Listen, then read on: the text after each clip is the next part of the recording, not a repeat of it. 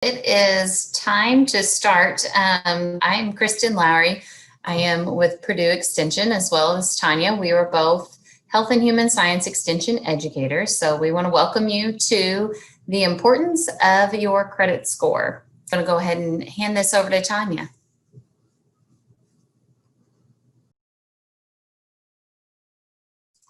Thank you, Kristen, and welcome everyone. And we do have a fairly packed session today, so I'm going to try to get going through this. And as Kristen said, if you have questions, please feel free to go ahead and type those out while they are in your mind.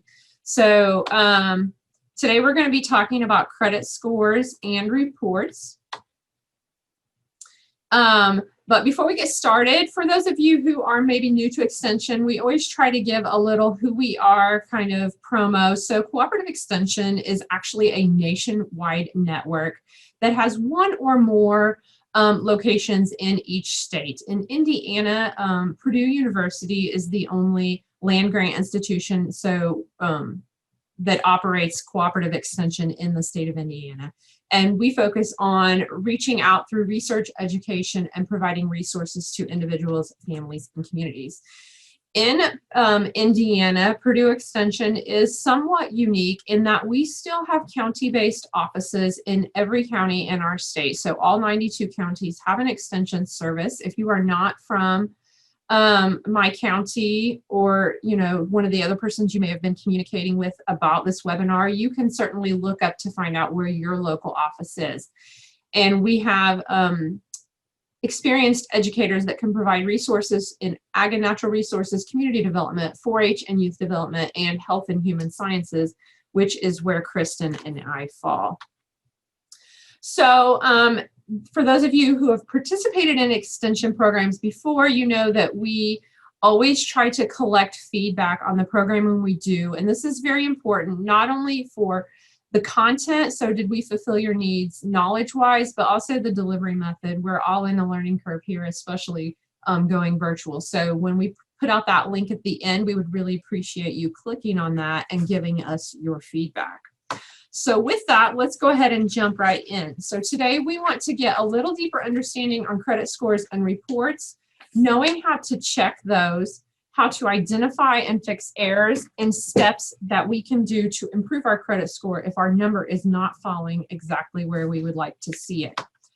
So with that, the goal of each of our programs is that you will walk away with something tangible that you can actually take action on right away. So with that, if you do not have a writing utensil in front of you, I would encourage you to go ahead and get one and be ready to take notes.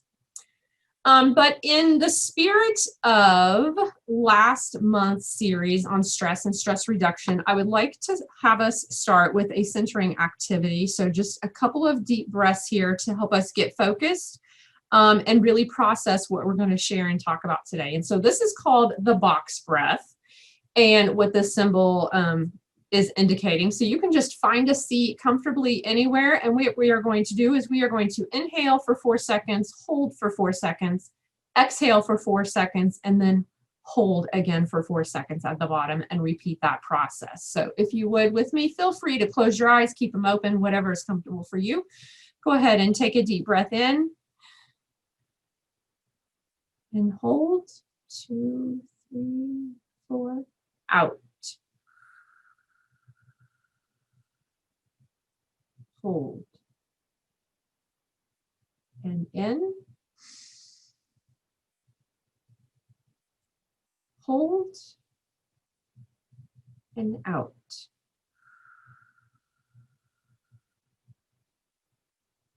And hold. And go ahead and do that cycle 2 more times on your own count.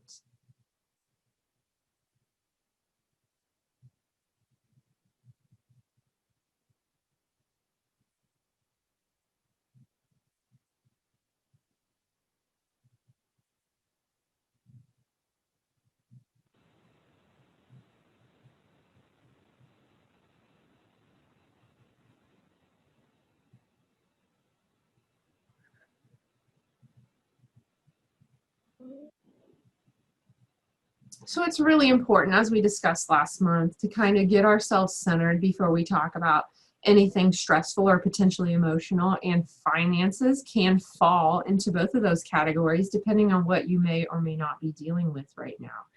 And so now that we are all calmed and centered, but hopefully still awake, let's go ahead and move along. So I have a video, and I tested this multiple times, so we'll see if it works for me today. And while this is loading, I would just like to preface that even though the individuals in this video are, for the most part, young, engaged couples, the content of what they share is really applicable to all people, regardless of what life stage they are in. You should have asked me on like our second date. Well, what's your credit score? Check, please. And if Kristen can give me a thumbs up in the chat that you can hear that.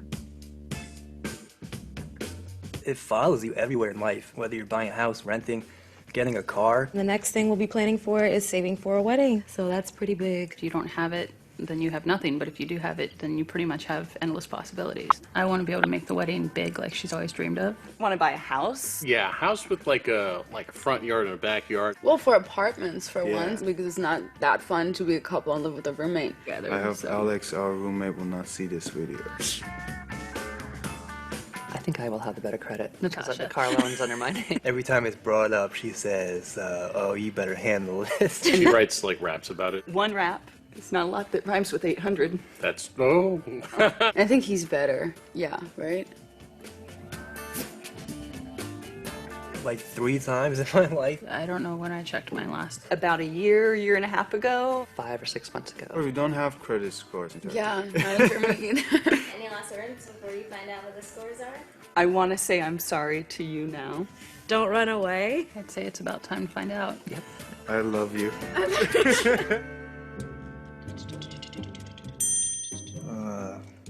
That's not as good as I thought. Are you gonna like cry about it all day? Oh, this is gonna be a concern, though. Oh, it says it's poor. That's actually better than you made it sound. I don't You like made it not pay my bills the at way- all. It's about 30 points higher. That's really nice. So, hey. Is that one yours? Why am I filling out for loans? Drum roll. Oh, wow. How about that? That's good, It's a right? nice, solid number. Hey, Oh. look at that. Oh, I'm so sorry. So I think you got the point of that, though. The point of that video was talking about the one quote I really like folks to walk away from that video is, if you have it, you have it. And if you don't have it, then the world just suddenly became very closed off to you. And we can agree or disagree and argue about that on a philosophical level, you know, for hours and for the rest of our life, actually. But the truth of the matter is that is how our current society operates. And so what are some things that we need to know so that we can operate within this system? And that is that, first of all, a credit score can have a range anywhere from 300 to 850. Although if we're getting down below, much below 550, we are really kind of in that danger zone. And this number is actually used as a proxy, if you will, to measure our trustworthiness. And so for better or worse, this credit score is used by others to judge us. And so what is the difference between a credit score and a credit report? But first, I think I had a poll I wanted to ask you all. When is the last time you checked your credit report? Less than a year ago, more than a year ago, or so long ago you don't even sure you actually remember doing it? And how do you actually know your credit score? No, you don't. You do, but it's not quite where you wish it was, or you do know it and you're quite pleased with where it's currently landing. And I see the results coming in. It looks like most folks have been checking their credit report on at least a somewhat regular basis or somewhat recent basis, so that's good to know. Kind of a mix, it's looking like. on whether folks know their score or not. And it looks like the results have stopped coming in. So I'm going to go ahead and close this and share the results to you. So less than a year ago, that used to be the current rule to check your credit report at least once a year. And we'll delve into that a little bit more in a little bit. And then we're going to give you some tidbits today too on how you can. Oh, sorry, I wasn't even sharing that, was I? So most folks have checked it less than a year ago.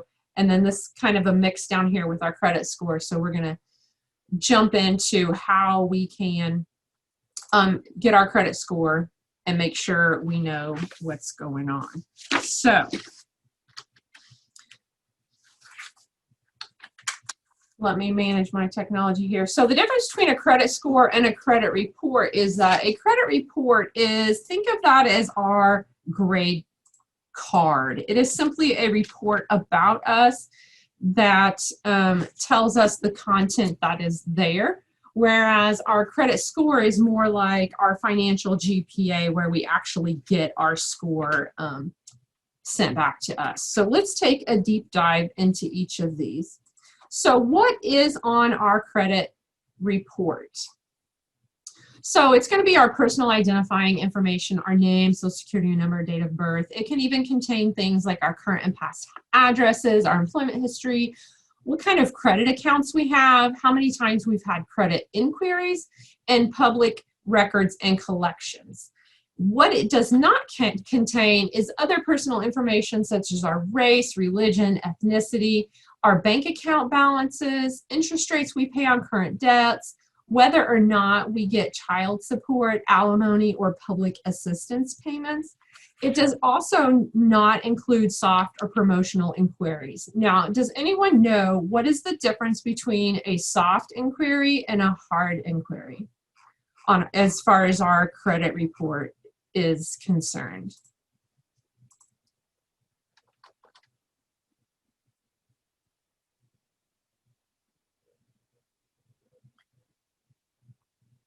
So a hard inquiry is when we actually apply for credit and a credit agency pulls our credit report. So say I apply for a credit card or I apply for a loan. Whereas a soft inquiry is when I say I have a credit monitoring app on my account and I go in there to check my own credit score. That is considered a soft inquiry. And the difference and why that matters is because a soft inquiry and the things that you're seeing on this screen right here are not used to calculate your credit score.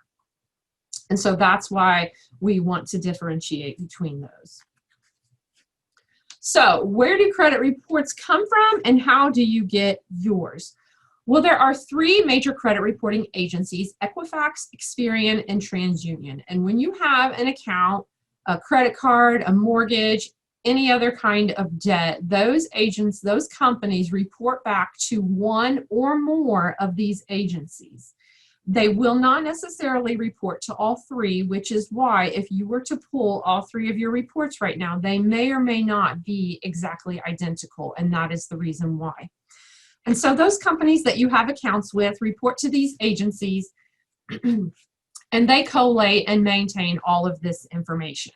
So how can you get your information back from them? It is very simple. And this is something that I want you to be sure, this is one of the things you're writing down if you didn't already know about it, and that is www.annualcreditreport.com. So this is the place really that we recommend folks to go to get your free credit report. And you can do it by going to the website, by going to the phone number that's shown on the screen, or you can actually mail in a request and they will send you your report as well. And there is absolutely no charge for doing that. You can download them or print them right away if you go to their website. Just know that if you're prepared to print, they can be anywhere from 14 to 38 pages, depending on the formatting or the level of detail that they give you. And here is kind of a quick peek at what this website looks like. And I pulled up this screenshot just to remind myself to point out for you that this website is also a really good resource for you to go and learn more. So they have excellent educational tools. And this is a trustworthy site that you can go to and get that information to make sure that you're understanding all the information that you have in front of you. And so why? This is a lot of effort to go out and get our credit report. Why do we need to do this? Number one is to catch errors. So things that maybe you've paid off an account and it's still showing as open. Maybe it has the wrong balance. Maybe it has a name that's not even yours that somehow got crossed onto your credit report. And the other reason is to be alerted of identity theft or other fraud. So if there's accounts showing up there that you know you did not open, that is a huge red flag, of course. And ultimately, the real reason is because if we have errors or we have had identity theft or fraud, that is going to impact our credit score. Speaking of credit scores, who are the individuals that use our credit score? Which of these, check one or more, do you think uses credit scores to judge you?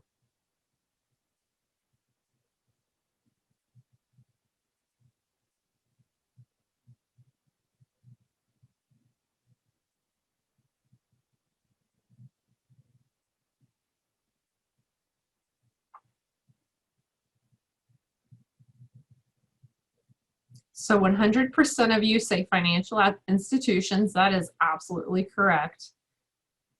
We're all very well aware of that point, I do believe.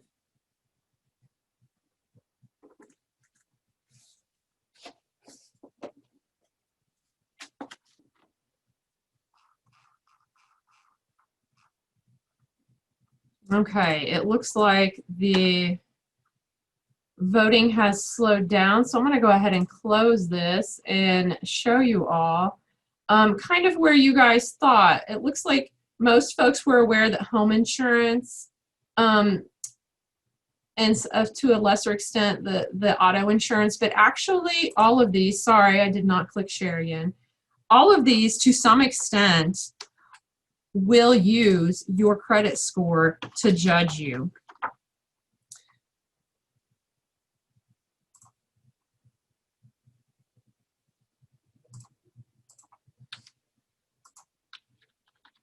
And so our financial institutions, obviously, but even landlords or utility companies can judge whether or not, landlords can use it to judge our credibility and rent worthiness. Utility companies may be more likely to charge you a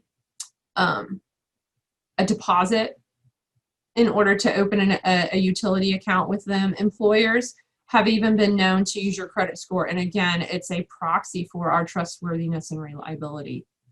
And so just one more reason why this score is so important in our life.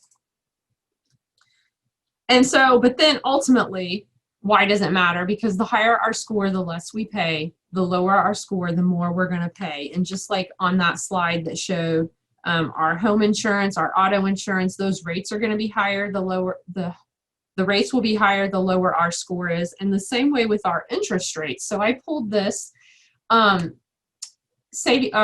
calculator to just kind of give you a visual of the difference that can happen between the different levels of credit scores when we're, say, taking out a mortgage. So in the community where I live, $150,000 will buy you a modest move-in ready home. So let's say we're borrowing $150,000. You can look here, the difference between someone who has a credit score at the high end, how much interest they are going to pay on that loan, versus someone who has a credit score on the low end, how much they are going to pay on that loan interest wise. And so 73 or 74,000 versus 121,000 is a pretty significant difference. So someone who has a credit score of 630 versus someone who has a credit score of 760, there's going to be almost a $50,000 difference over the term of a 30-year mortgage in how much you pay in interest. Now, let's say you live in a community where real estate is a little more expensive, or maybe you have a big family, you need a slightly larger home. That difference is going to be almost double if you look at this top line down here. If your score is above 760 versus someone who is in the mid to low 600s, you're going to be paying almost $95,000 more in interest just because of the higher interest rate that you're going to be charged. So it really does make a huge difference in our finances. And so just one more screen here to kind of show you the difference, because it's not just the interest rate that our credit score affects, it's all these other things and fees that we pay over the course of just living life that you could own, that someone who has a credit score on the very kind of low end could be paying as much as $1,000 in excess rates and fees per month, which really adds up a lot, right? And so what kind of does make the most negative impact on our credit score? So things like having a maxed out credit card, making late payments, having a debt settlement on our record, or any kind of foreclosure or bankruptcy, you can actually see how many points that will deduct from our score. And one thing that folks always ask about this, well, why is it more? Why does a person with a credit score of 780 lose more points for the same infraction than someone with a credit score of 680? And it's kind of along the same lines of what you might see in some parenting or with teachers. When they have a kid who's really well behaved and they never get in trouble, they are expected to perform at a higher level. And it's kind of the same way with our credit scores. When we've been performing at this higher level, we are kind of expected to stay there. And if something happens, we end up in bankruptcy, have a foreclosure because of a life change, we will be penalized more deeply for that. So just things to keep in mind there. Okay, now on to the good stuff. How is my score calculated? So the first thing I would like to point out is that FICO does not really mean anything. It stands for Fair Isaac Corporation, and Fair and Isaac are the two names of the two men who started this company who does the credit score algorithm. So it's not like some top secret acronym that means anything other than that's the company name. So how is my FICO score calculated? Well, number one, first and foremost, is our payment history, followed by the amount we owe. And then how old is our credit? How much new credit do we have? What type of credit do we have? And what's the overall length of that credit history? And so let's take a deeper dive into what each of these categories look like. For our payment history, we are looking at not only the number of late payments that you may have had, but how recent have those late payments been? Was it just 30 days? Has it all happened in the last 6 months? Was it over 2 years ago and you haven't had a late payment since then? That's going to look like two totally different things. And also, what is the severity of those late payments? So are you chronically 30 days late, 60 days late, 90 days late? So again, those look very different. And knowing that being 1 day late is the same as being 30 days late. So those are kind of lumped together in kind of those 30-day increments. And also the number of accounts that you currently have past due. So if you find yourself in a financial kind of pinch, are you able to maybe just identify one account that you kind of have to let go but still be able to maintain the others? Or are you in a place where they've all been let go and had to suffer late payments? So that's going to, again, look totally differently. And this age of the accounts you're going to see on multiple slides because it is so important. They want to see that you're building that history and that rapport, if you will, by having these accounts for longer periods of time and not just account jumping. So next, they look at the amount of debt. So that calculates about 30% of the amount calculation into our credit score. And so, number one, how many accounts do we have open? And how many of those accounts have a balance? And then they want to look at the ratio of balance of our credit limit versus our initial loan amount. So you may hear that referred to as the credit debt to credit ratio. And so if I have a credit card with $1,000 balance, I want to keep that the amount that I have borrowed against that less than 30%. So that would be $300 or less. I want to keep that balance. Ultimately, I would want to keep that 10% or less. But once you really get above that 30%, that's when it really starts to ding you. And then lastly, this last bullet point, overall use of debt on all revolving accounts. And so revolving accounts can involve multiple things, but ultimately our credit cards can go into that, and other kinds of payment loans we have where we have that credit limit. We can borrow it, pay it off, borrow it, pay it off. So that's what they mean by a revolving account. Then next is our length of our credit history. So the average age of our accounts. So is this a credit card that you're 40 years old and you've had this credit card since you were 25? That's going to look a lot different than if you have multiple accounts that are only a year or two old. And knowing that the older your accounts, the higher your score, which is why we tend to see this very distinguished trend in that the older a person is, the higher their credit score tends to be, because the developing that length of credit history can sometimes only come with time, right? If you're doing everything else according to kind of the rule book, if you will. And then this last bullet point here, this keep your older credit card accounts open. I always tell folks with a caveat. So it helps you build your length of credit history if you don't close those accounts that you've had for a long time, so that you can build that length of history. But if you've had issues in the past with overspending using your credit cards and you don't feel confident that you're able to tuck that credit card away and not use it, then it might actually behoove you to go ahead and cancel it, close it, and get that temptation away. So you kind of have to take that personal weigh in as to what you think is going to work for you. And then lastly, we have next to last, we have our credit mix. So do you have those revolving lines of credit? But do you also have installment loans? So an installment loan is the kind of loan where you borrow a lump sum and then you slowly pay it back over time until it's paid off and released. So these would be like mortgages and car loans and those type of things. They also look at your minimum payment activity. So do you make just the minimum payment, or do you strive to pay more than the minimum payment, ideally paying it off in full each and every month for those revolving lines of credit like credit cards? And then lastly, they look at the type of lender. So if I have a loan with my local banking institution here in town versus some other company that may require not as stringent of a credit score, or say doing payday loans, those sorts of accounts, having those on your credit report can actually cause your score to go down because they are considered risky behavior.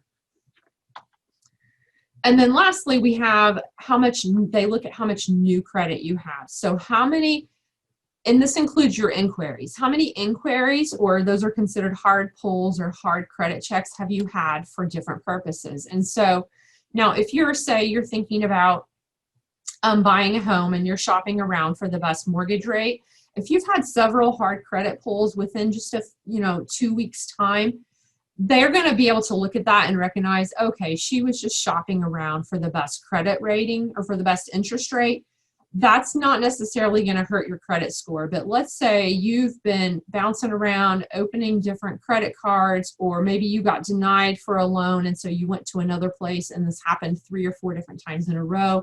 So now it looks like you're credit shopping, and that's going to be considered a red flag as well, because they don't want you to have too much credit extended to you all at once. And so related to that, in calculating the score, they look at the number of new loans that you've had in the last 12 months. So how much recent debt do I have? And especially in that last 6 months. So, with the logic being, if I just had opened a new loan in the last 6 months, why am I now reapplying for more credit already if my credit is in fact stable? So now, what other information is not actually included in your credit report? Your credit score. So where do you get your credit score? Well, there are multiple different places that you can go to. So we'll just share a few here. As I'm sure you are well aware of, if you have any exposure to media, television or radio, there is a plethora of apps out there that can help you track your credit score. They all have slightly different features. Some of them might use one or more of those 3 credit reporting agencies that I mentioned to you before. They might give you different benefits. And so I can't necessarily recommend one over the other there. Although I will say, kind of as an educator, one of my little pet peeves in those is that they are constantly offering you like, here's the best credit card deals of the day in order to try to lure and tempt people to sign up. And so if you sign up for one of these programs, just beware and be self-aware of when you're being marketed to. And usually on those, a lot of those, they will offer like some base services for free, but then there's other things that you can usually have to pay a fee for to get to. So just decide ahead of time whether that's information you really want or whether you're getting sucked into paying for something that you didn't necessarily need. So another website, and I compiled kind of a fact sheet of resources and links that we'll be sending you afterwards.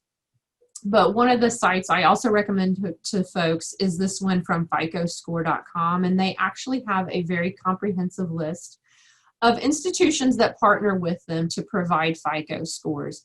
And it's becoming increasingly popular for financial institutions to offer this to their customers for free, and some will even offer it to non-customers for free as well. So I would encourage you to check in. If you have a credit card or a bank, for example, to check in with them to see if they offer this service, or you can peruse through this website to see if they are on the list. And one of the people that is on this list is Experian, who is one of the 3 credit reporting agencies. They now offer credit scores for free on their website, but they are marketers, just like some of the other companies I just mentioned. And so I did notice when I was on there recently that they were constantly trying to sell me an upgrade to my account, and some of the things they were offering to sell me, I knew that I could get for free elsewhere. And so just being really careful that you're well aware of when you're being marketed to. And so what's the difference? There's so many different ways to check my credit score. How do I know which one? Are they all accurate, or what's going on? Well, yes and no. So I'm throwing this up here to show you, if you will notice, there is a slight variation, actually kind of a significant variation, anywhere from 791 to 825 on this particular sample person's credit score, depending on where they checked it from. And the reason for that, there's multiple reasons behind that. One is, as I mentioned earlier, not all credit agencies will report to all 3, not all financial institutions will report to all 3 credit agencies. So if my credit card or my lender only reports to Equifax and TransUnion, but not Experian, then my Experian credit score is going to look differently, right? Because it's going to contain different information. The other reason is because there are multiple, over the years, there have been multiple different algorithms or calculations on how they calculate this credit score. And it's constantly being updated. In fact, they just released FICO score number 10. And as you can see on this chart, the most recent one being used was a score 8. There's others that use the Vantage 3.0 scoring model. And so slightly different calculations from different companies. The point is not to be overly fixated necessarily on the number, but knowing where you stand in general and being able to be alerted to if there's a fraud. So if I know, you know, where my number generally is standing, regardless of where I check it at, and all of a sudden it drops by 50 or 100 points, or, you know, something is not looking right, that is a red flag to me that I need to check into my credit report and see what's going on that's caused my score to change. Okay, so I'm going to take a deep breath here. Kristen, were there any questions that came in that we should stop to think about on that? Yes, we had two questions. One was, should you request a report right before getting a loan? Will that affect your report if you check it too close to getting a loan? So the answer is yes and no. Yes, you should absolutely check your report before making any major financial decisions. So if you're getting ready to apply for a loan, that is an excellent time to go pull your credit report. And the no part of the answer is no, that will not affect your score, because when you yourself are pulling your own information, that is considered a soft inquiry and it does not count against your credit score. Okay, the other one was, do all institutions need our permission first before they run our credit scores? And that was right after you had the list of institutions that look at our credit score. Generally speaking, the answer is yes. So I did find some caveats that, like in some states or some employers, like for some reason the trucking industry seems to have a waiver where they don't necessarily have to have your permission, but generally speaking, you will have given folks your permission because they have to have your social security number to run that record on you. And so that's another reason why when you're signing paperwork that you are really sure to understand what you're signing. Okay, we had a couple more questions just come in. Okay. Does doing a credit report and checking your credit score affect your score the same?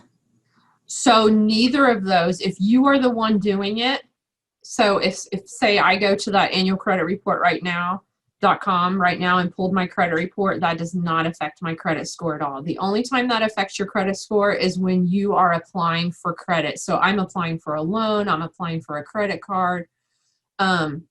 Those are when it can affect your credit score. Okay, and the other one was, would an employer check your credit score affect your score, or would that be considered a soft inquiry? That would be considered a soft inquiry. And the same way with your, like your landlords, that would be considered a soft inquiry because you're not applying for credit, right? They're just running a background check on you.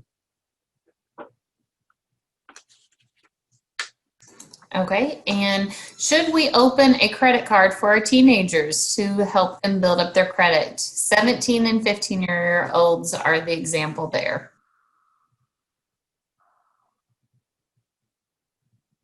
So I'm going to be really honest, and I'm not sure what the legal age on those is. I think the 15-year-old might even be questionable if you can open credit in their name.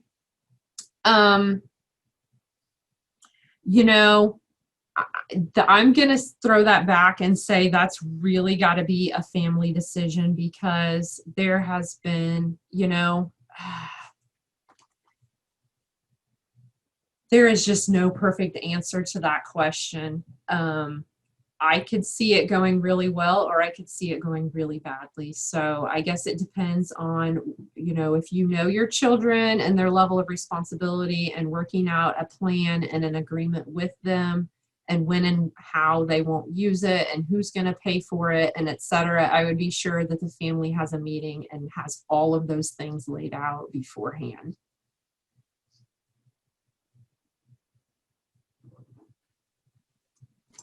Okay, great job, Tanya. And as of right now, that's all the questions we have. Okay, awesome. Great questions, guys. So let's say there was a few of you who said, you know what, I know my score, but I kind of wish I didn't because I don't like it. So here's what you need to think about. I put this chart up earlier when we were talking about the pieces that go into calculating our credit score. So in the same vein, when we want to think about how to improve our credit score, we want to think about these same 5 categories.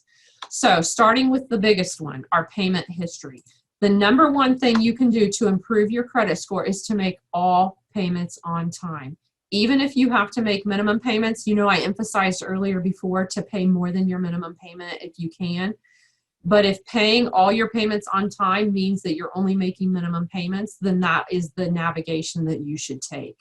Number two, the next step of that would be making more than the minimum payments if you can, or ultimately paying them off altogether. And so kind of when we're thinking about credit cards, even and being careful not to let those balances go too high, you know, the general rule of thumb, if it's something consumable like groceries or something other like that, where like you use it and it's gone, that probably shouldn't be purchased with your credit card unless you really, really, really are in that place where you have no other choice. And that's going to help you with the next one in keeping our balances low. So really thinking about what we're using those credit cards for and being sure not to open too many credit accounts. And so, you know, you go to Kohl's to buy some back to school clothes and you're spending, you know, not an insignificant amount of money because all your kids grew 3 inches over the summer. Hey, would you like to open a credit card? You can save 20% today. That is now going to be a new account. It's going to be new debt, and it's going to be a new hard pull on your credit. So really thinking about, like, do I really need another credit card? Do I really want another credit account to have to manage in order just to save this 20%? So again, it's kind of an individualized decision for you to make there. But then with the length of our credit history, keeping those accounts, old accounts open, again, with that caveat, if credit cards seem to be kind of your downfall, to do what you need to do to keep your spending in check, even if that means canceling some of those older long-standing accounts. And then lastly, don't, and this, I kind of just hit this a second ago, don't open those unnecessary accounts. So do you really need it? Is there another way you can get around it without having to borrow more money? And so kind of just a summary of looking at someone who has a credit score of 650, which is not necessarily bad, but it's not going to get you the best interest rate when you go to the bank for a mortgage either. So the difference between that person and the person who has a credit score closer to 800, it's going to be these same categories. So number one, the biggest difference being the frequency of paying on time. So those with an 800 credit score almost always pay on time, never have a late payment, versus those who have a lower credit score being less likely to get their payments in on time. Next, looking at our credit utilization or our available credit. And so what that term means is if I have $1,000 credit, if I have a credit card with $1,000 limit and my balance is $900, I only have $100 of available credit. It means my credit card is almost maxed out. And so that's another big difference between folks who have a higher credit score versus folks who maybe just have kind of a middle of the road credit score. And related to that is the amount of balance you're carrying on those accounts. So having an average of $3,500 versus in debt on credit cards versus $4,500. And then lastly, our account history. So how old is our credit history? And again, there are, you know, when it comes to just being a young person and building that history, there's only so much you can do. But if you have a credit card or an account that you've had for a long time, not canceling that, short of there being another reason to get that account closed, because it will show that length of history and show kind of that rapport that you've built up, if you will. And so I don't know where this image came from, but I love it. It says credit repair scams, they make your money disappear. So here is the sad truth. There is no legal way to immediately remove negative information from your credit report if it is in fact accurate. So if you see those late night TV commercials, you know, call us, we can get, you know, your credit fixed in 30 days or your money back. If that debt is legitimate, there is no way for them to get that off your credit report short of you paying the bill off. But if you do dispute an error, there are a few things you can do. And the step 1 and step 2 is not necessarily in this order, but these are the two things that you should do. Number one is to tell the credit reporting company what information you think is inaccurate. And by credit reporting company, we mean the 3 credit reporting agencies. So Experian, Equifax, and TransUnion. And they will actually conduct an investigation for you and get back to you with a verdict within 30 days.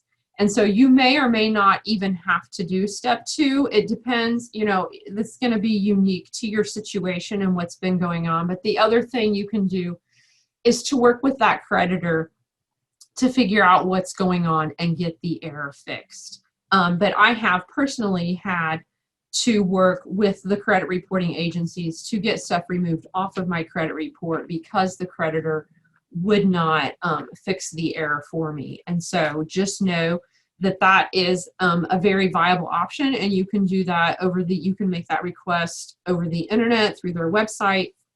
In fact, I think that's my next slide. Or in writing, and I will actually have some resources to point you to how to do that, and even have sample letters that you can send to credit agencies.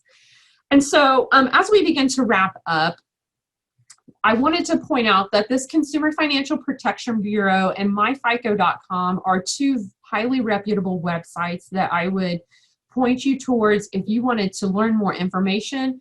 And they also have, I mean, like here in the blueprint, you're going to see a sampling of different information that they have on their websites.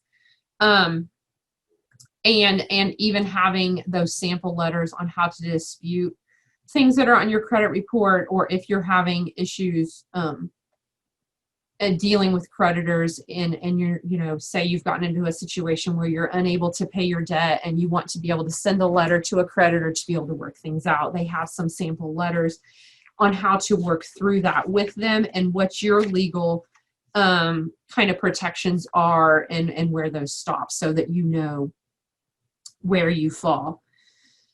And so with that, I would be no good educator if I did not leave you with some homework. And so your 2 homework items for today, and I need to back up. I did not say this when we were talking about credit reports. Used to the mantra that we would teach folks is you can get a credit report from each of the 3 agencies once per year for free. And so we would tell folks, like if you were, say, getting ready to apply for a loan or make a major financial decision, you might pull all 3 of them at once just to make sure. Otherwise, you might think about pulling one of them every 4 months, just so you're kind of routinely checking your credit report. But since COVID and the pandemic, there has been a major uptick in scams and fraud. And so you can now check your credit report for free once per week through April of 2021. And so that alone highlights to me, and should to you as well, the importance of keeping track on that, because the potential of fraud right now is so high. And so even if you don't do it once a week, even doing it once a month, I think would be called for at this particular time. And it doesn't really take any time at all. I did it last week on my own self when I was preparing for this presentation, and it took maybe 10 minutes. You do have to have some personal information ready and able to fill out so that they can verify who you are before you do that. But if you have not checked your credit report, say in the last 30 days, definitely in the last 60, I would encourage you to go ahead on there now and do that. And then the other thing is that if you don't already regularly monitor your credit score, to go to this website or to contact your credit card or your lending institution to find out if they offer that service to you and get signed up for it, so that you have that all ready to go. And if you're frantically trying to write this all down, in the follow-up email I send out, I will include this link, which will take you to a website with handouts today about credit reports and scores, and also a handout with all of the resources listed that I mentioned today. And so with that, I would like to launch one more follow-up poll. If I can get to the right place here. I would just like to know that as a result of today, do you intend to check your credit report? do you intend to sign up for a credit monitoring service? And do you intend to regularly check that credit score, which can be sort of a proxy for checking our credit report?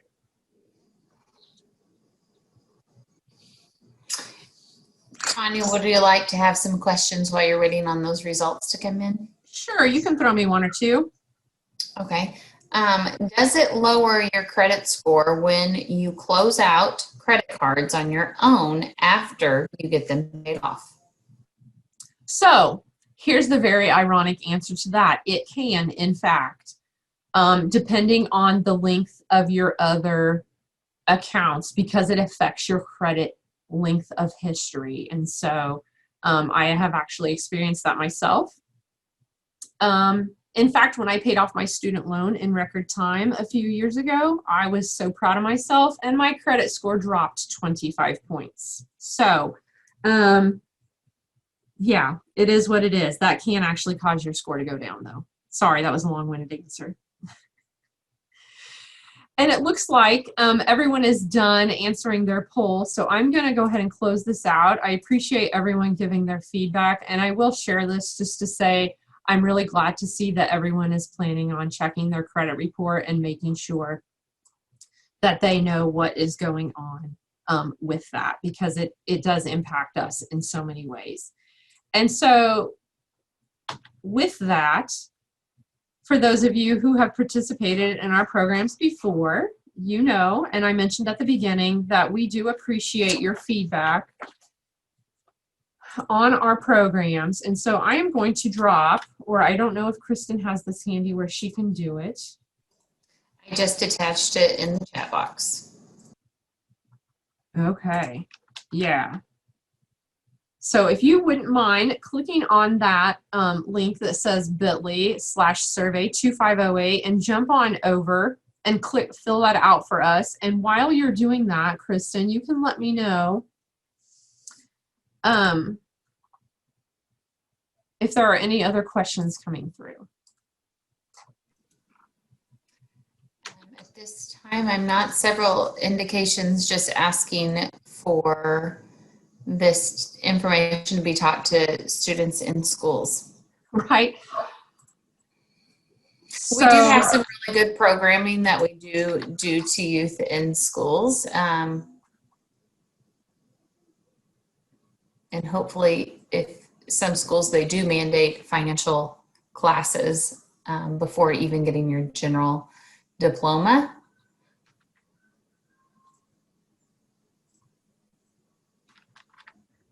If that's not something your schools are doing, that would be a great idea to reach out to your administrators. Absolutely. Those classes. Mm-hmm.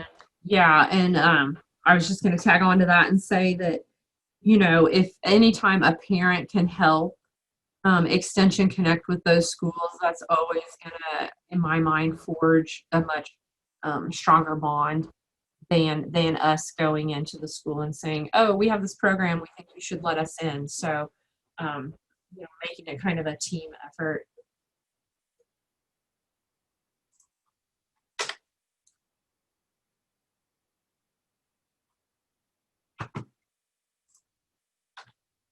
Okay, well, next, I guess I will just say, if you can jump on over to that survey I just dropped in the chat box one more time, we really appreciate your feedback. And if you did not already sign up for the entire series, you can do so, and we will be here again next Monday, same time, same place, to talk about decluttering and getting our home in order.